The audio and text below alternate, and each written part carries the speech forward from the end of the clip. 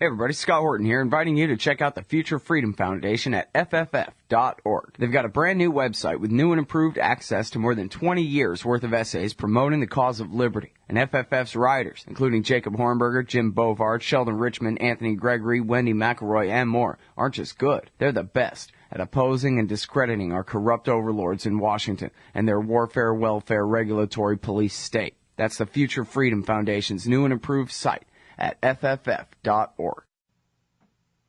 For Pacifica Radio, February 22nd, 2013, I'm Scott Horton. This is Anti-War Radio.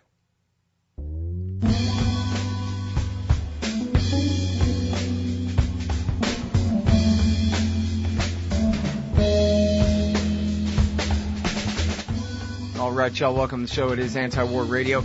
I'm your host, Scott Horton. My website is scotthorton.org. And you can find all my interview archives there, more than 2,700 of them, going back to 2003. You can also find me on Facebook, Twitter, and YouTube at /Scott Horton Show. Tonight's guest is Patrick Cockburn. He is Middle Eastern correspondent for The Independent. That's independent.co.uk. Of course, he writes for counterpunch.org.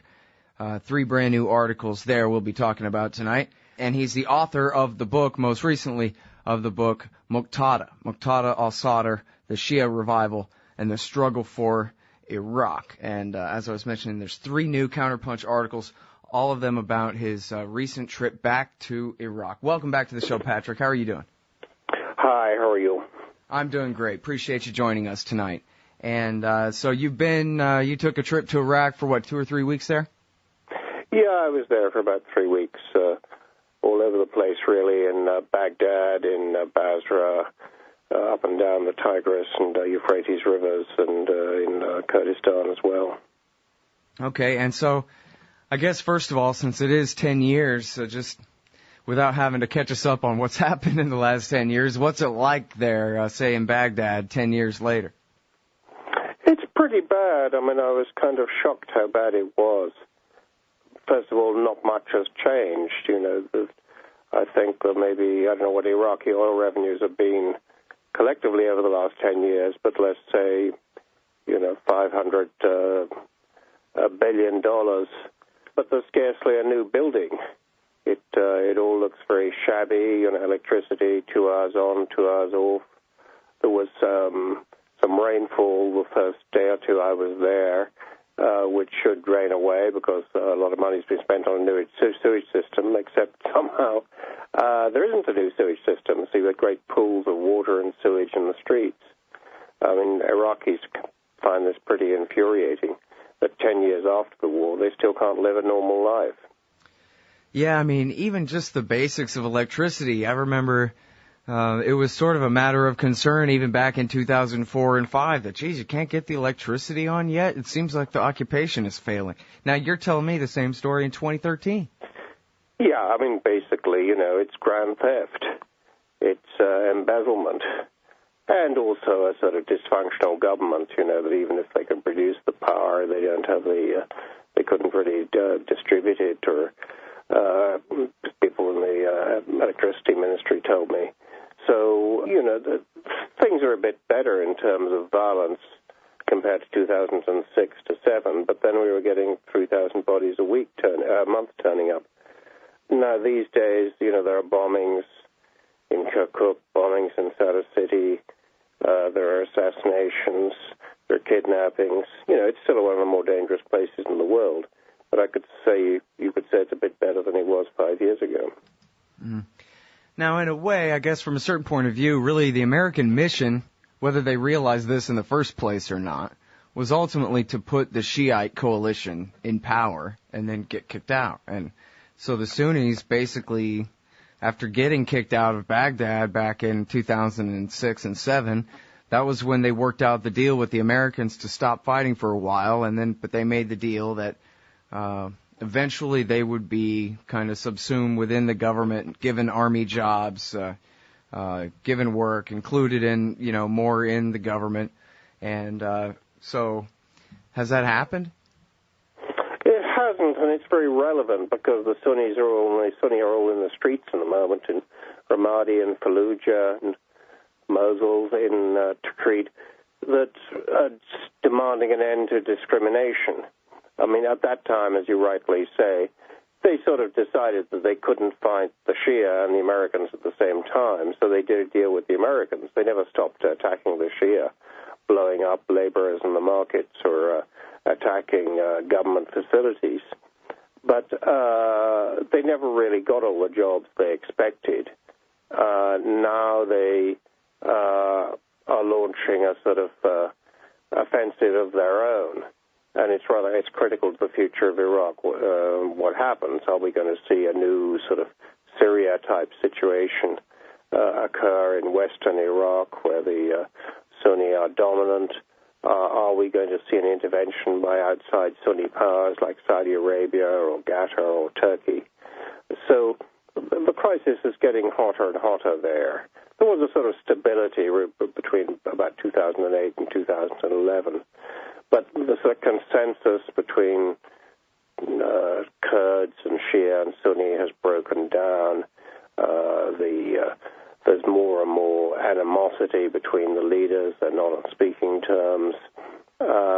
So, the situation is sort of going critical at a time when I think the outside world really sort of stopped looking at what was happening in Iraq. There are very few foreign journalists around. There's very little reporting of what happens there. Mm-hmm. Well, now, Maliki, it sounds like, from what I read, the Prime Minister has done a good job from his point of view, of trying to put himself in charge of all the different departments and consolidate all that kind of thing. But just in terms of raw power, he doesn't have that much, right? Like, he's as unable to really take over, say, the Anbar province as the Anbar province is able to take over Baghdad at this point, right? So why doesn't he make some friends and work out some compromise? Wouldn't that be to his benefit for his own power and influence and his longevity and power, et cetera, like that? That's probably right, but it's sort of a mistake that everybody seems to make who is, dominant, at least for a time in Iraq. Saddam Hussein thought you could run Iraq by force. The U.S. occupation, the U.S. Army thought it could do the same thing. They both failed. And the reason they failed is there are too many other power centers. It's really a serious business to take on the Shia community or the Sunni community or the Kurdish community. Even if you've got a powerful army, the other side is probably going to fight a good deal harder than you do, and your own forces may dissolve.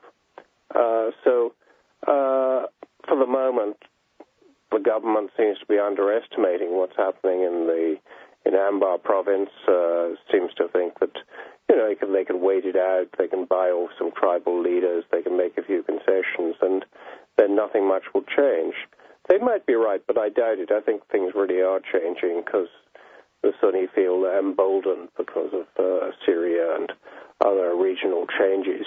And also they're just fed up. They're fed up because they feel discriminated against. And they're fed up because all Iraqis are basically fed up because they wonder where all this money is going and why, summer is coming on. It's real hot in Iraq. And they won't have any electricity for the air conditioners. So, they're real angry and they're real disillusioned. And that applies to Shia as much as well as Sunni. Mm-hmm. And now, it's interesting what you say about they kind of feel... the wind blowing in their direction in a way, you're right, in Counterpunch, because of the war in Syria, as you just mentioned, that the rebels in Syria, I guess they're not necessarily winning, but they have made some big gains, and that's kind of put the fight back in the Sunni-based insurgency in Iraq, basically, is what you're saying. Because a lot of those fighting in Syria actually came from Iraq, although they may have originally come from Syria. That's probably where the most experienced fighters come from. Mm-hmm. And also, it's a big common border. There are tribes, there are people who cross that border, who live on the border. They don't feel there's much difference on which side of the border they're fighting. So, I don't think this thing is going to go away, whatever the government in Baghdad thinks. And maybe there won't be an immediate crisis. But all the time, the sort of center of gravity is going up in the government. And, it's very vulnerable to any sudden shock. It doesn't have too many friends around. It's very unpopular. Mm-hmm. Well, now, it's interesting that you say that. I remember an article from probably last summer, where a rebel in Syria, one of the al-Nusra Front guys, I guess, was explaining that he sort of was conceding, I think, that maybe we won't be able to take Damascus. We might have to settle for basically just trying to break a piece of Syria off. And he was saying, I'm paraphrasing, that we'll just create a new Sunnistan with former Sunni Iraq. And we'll just make a new country there. Who needs Maliki and who needs Damascus? We'll just make our own new country right here in the middle. Yeah, I think like Maliki may be underestimating the Sunni may be underestimating the Shia. I think if they try for regime change, if they try to reverse what was really the sort of verdict of the fighting after 2003, the Civil War, then the Shia will fight real hard, and there are a lot more of them in Iraq than there are Sunni, about 3-1. So I think if the Sunni kind of overplayed their hand at that time, they might overdo it again. If they're more cautious, if they look for allies in Iraq, if they demand reform rather than revolution, if they don't frighten the Shia and the Kurds too much, then they might go a long way. But if the Shia feel that this is a counter-revolution, then they'll all line up with Maliki and fight real hard. And they're the backbone of the army these days, so there's a lot they can do. I don't think they can long-term hold the whole of all Sunni areas, but if they feel under threat, then they're going to fight, as I said, very hard. I'm Scott Horton. It's Anti-War Radio. I'm talking with Patrick Cockburn from The Independent. And, you know, it's interesting, too, that the Americans, it seems like, and correct me if I'm oversimplifying too much here, but America seems to be backing the Sunni-based insurgency from Iraq in Syria right now, and they're mad at Maliki, their former friend who they put in power in Iraq, for helping the Iranians arm Bashar al-Assad, who they're working on regime changing. Yeah, I mean, they're doing that, but on the other hand, they don't want Maliki to go down. So, you know, they're involved in a very sort of complicated situation. I mean, they also obviously wonder, you know, who's going to replace Assad. Supposing their guys win, is it in fact their guys, or is it the al-Nusra Front?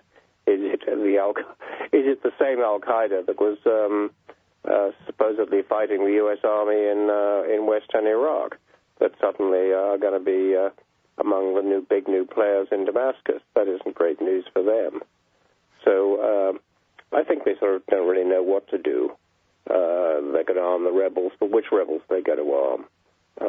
You know, who's going to replace Assad? And what's the effect going to be on Iraq? They don't really know the answer to these questions. Yeah, I mean, that's kind of the discussion on the Sunday morning news shows or whatever, where these pretend smart people say, you know, well, if we arm the moderates, then they'll be the ones who win, and then we can be happy with that. But it doesn't seem like anyone intelligent or with the actual power, it doesn't seem like Obama really believes that, and yet they just keep financing them anyway. It doesn't seem like they're giving them all the weapons they could be giving them, but they're certainly helping the rebellion in Syria this whole time, right? Yeah, and I mean, they're helping, but their guys, so to speak, are maybe making some advances, but they're not winning, you know.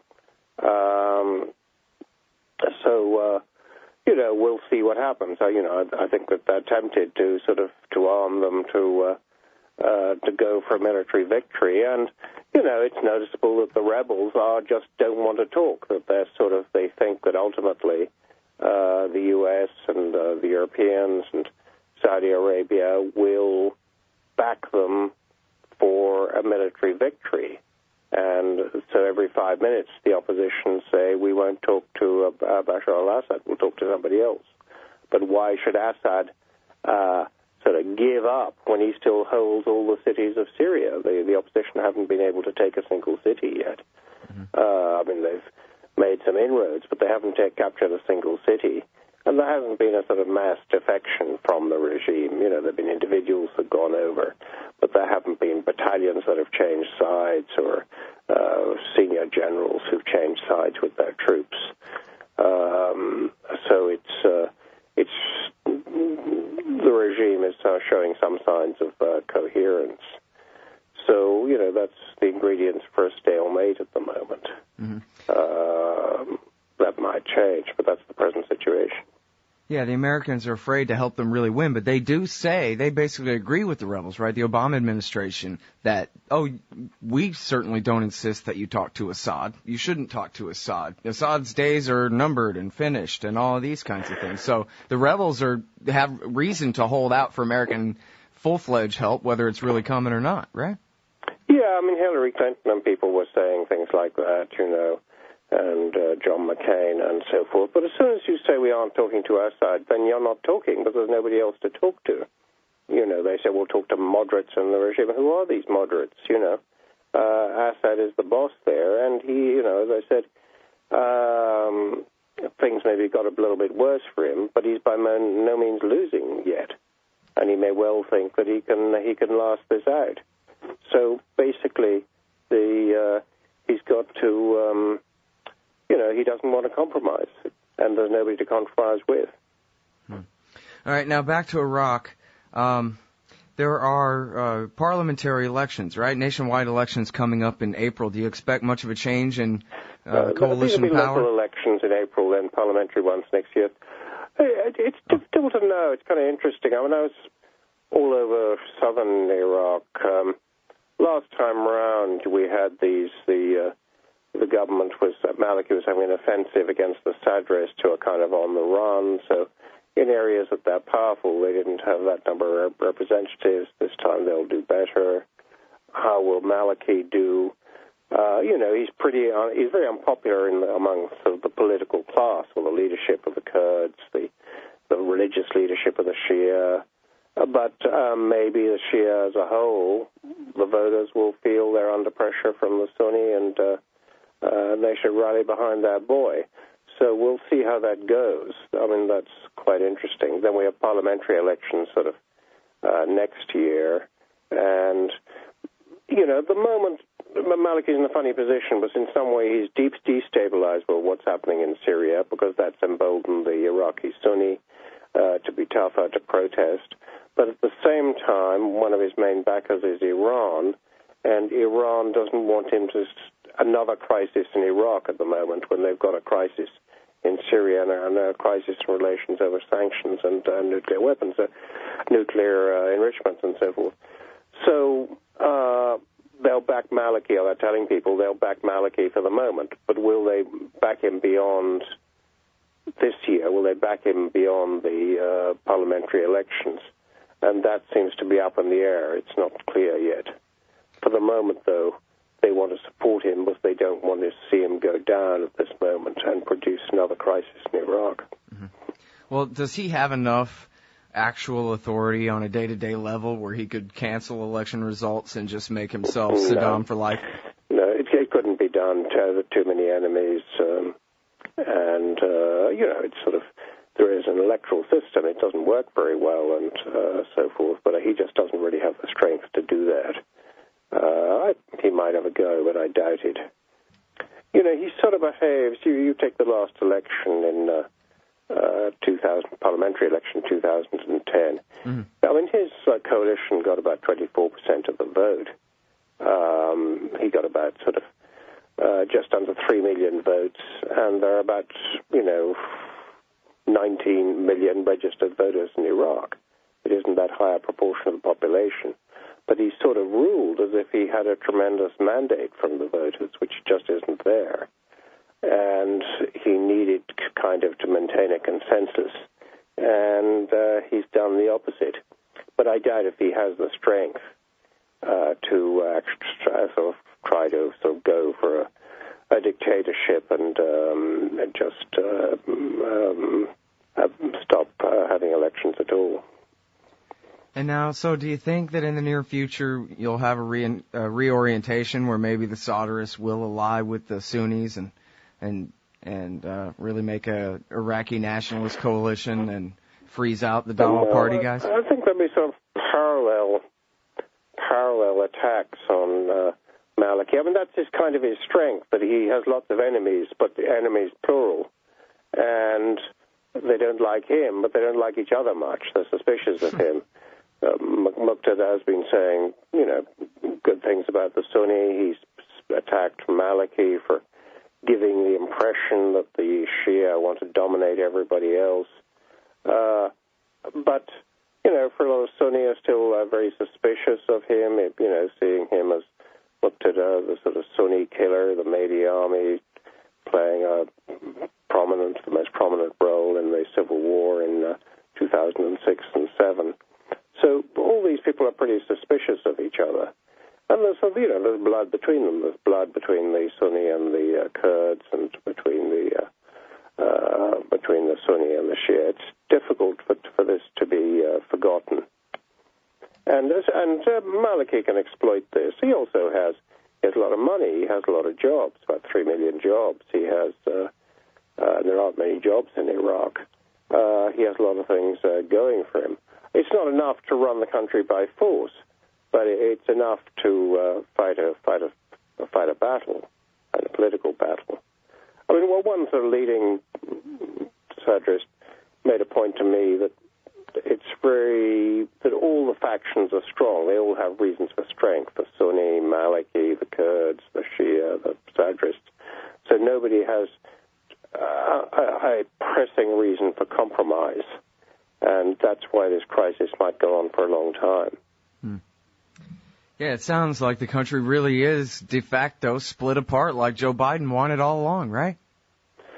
It is, but the background to all this is deep dissatisfaction over the fact the place is so impoverished, I was down in Basra, and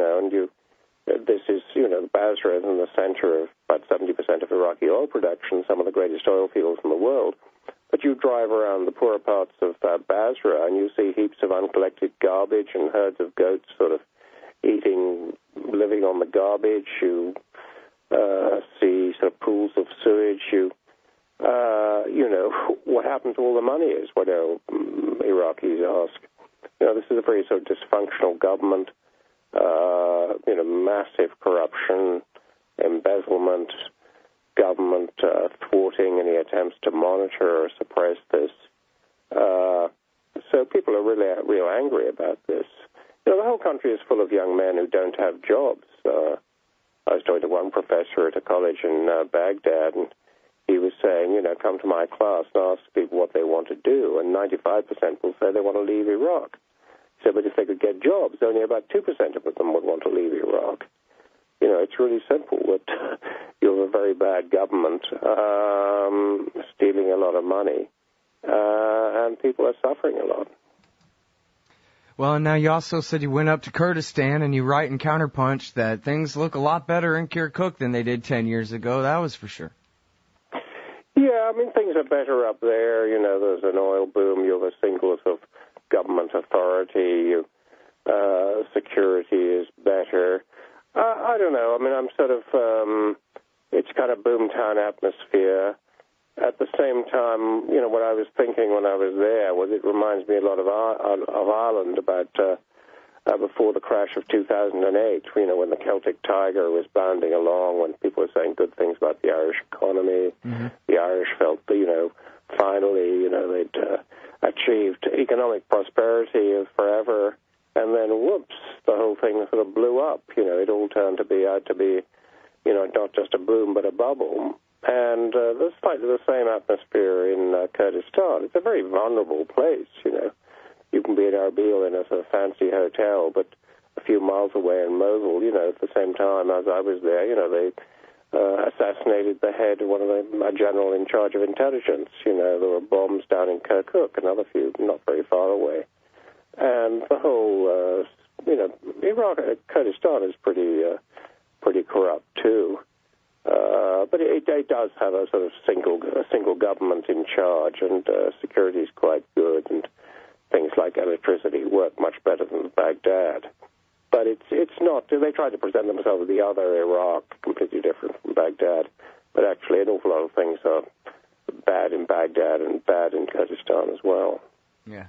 Well, they've been mostly spared in the last two wars, although I guess there's kind of been a low-level war, especially for Kirkuk, going on, especially the last 10 years, yeah?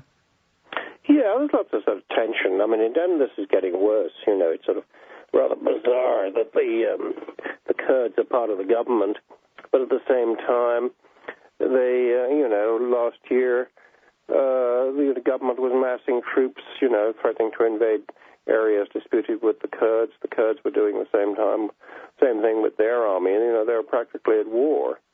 So, there's strong reasons for keeping together, but there are strong reasons for confrontation as well. And how significant is it that Talabani, the seeming, I guess, one of the two major Kurdish leaders, has now had a stroke and seemingly on his way out of power? Is that going to hurt things very much? It makes a difference because he was president, but he was also, leader of one of the Kurdish movements, which he had, in a sense, his own private army. This made him pretty powerful, so he's difficult to replace. Secondly, he played a sort of mediating role of creating a consensus, and there's nobody really who can replace him there. So Maliki is was the vice president, is one of Maliki's people, has sort of taken over that source of authority for what it's worth. And it doesn't look likely that Taliban will be back. He's been in hospital. As far as I know, he can't speak. Other Kurdish leaders who went there weren't allowed to see him, but the doctors said he had to be allowed to recover.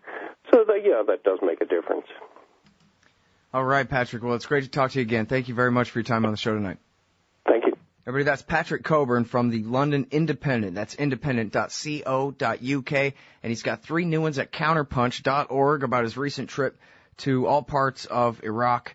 And he's, of course, get his book, Muqtada al-Sadr, the Shia Revival, and the Struggle for Iraq. And please, if you can, tomorrow, find time to go and support Bradley Manning. Go to bradleymanning.org for all the details about pro-Manning events in your town, marking 1,000 days for this American hero locked in prison without trial. bradleymanning.org. That's it for the show tonight. Anti-War Radio will be back here next Friday from 6:30 to 7 on KPFK 90.7 FM in LA. You can find all my interview archives at my website, scotthorton.org. See you then.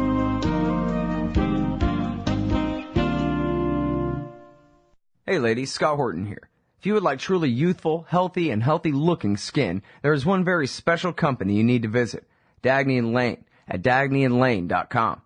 Dagny & Lane has revolutionized the industry with a full line of products made from organic and all-natural ingredients that penetrate deeply with nutrient-rich ionic minerals and antioxidants for healthy and beautiful skin. That's Dagny & Lane at dagnyandlane.com. And for a limited time, add promo code SCOTT15 at checkout for a 15% discount. Hey y'all, Scott Horton here, inviting you to check out wallstreetwindow.com. It's a financial blog written by former hedge fund manager Mike Swanson, who's investing in commodities, mining stocks, and European markets. Wall Street Window is unique in that Mike shows people what he's really investing in and updates you when he buys or sells in his main account. Mike thinks his positions are going to go up because of all the money the Federal Reserve is printing to finance the deficit. See what happens at wallstreetwindow.com. And Mike's got a great new book coming out, so also keep your eye on writermichaelswanson.com for more details. Man, you need some Liberty stickers for the back of your truck. At LibertyStickers.com, they've got great state hate, like Pearl Harbor was an inside job. The Democrats want your guns. U.S. Army, die for Israel. Police brutality, not just for black people anymore. And government school, why you and your kids are so stupid. Check out these and 1,000 other great ones at LibertyStickers.com. And of course, they'll take care of all your custom printing for your band or your business at TheBumperSticker.com. That's LibertyStickers.com. Everyone else's stickers suck. Hey everybody, Scott Horton here. You ought to consider advertising on the show. Here's how it'll work. You give me money, and then I'll tell everybody how great your stuff is. They'll buy it, and we'll all be rich as Republicans. Sound pretty good? Shoot me an email, scott@scotthorton.org, and we'll work it out. The Emergency Committee for Israel, Brookings, Heritage, AIPAC, WINEP, JINSA, PNAC, CNAS, the AEI, FPI, CFR, and CSP. It sure does seem sometimes like the war party's got the foreign policy debate in D.C. all locked up. But not quite. Check out the Council for the National Interest at councilforthenationalinterest.org. They put America first, opposing our government's world empire, and especially their Middle Eastern madness. That's the Council for the National Interest at councilforthenationalinterest.org.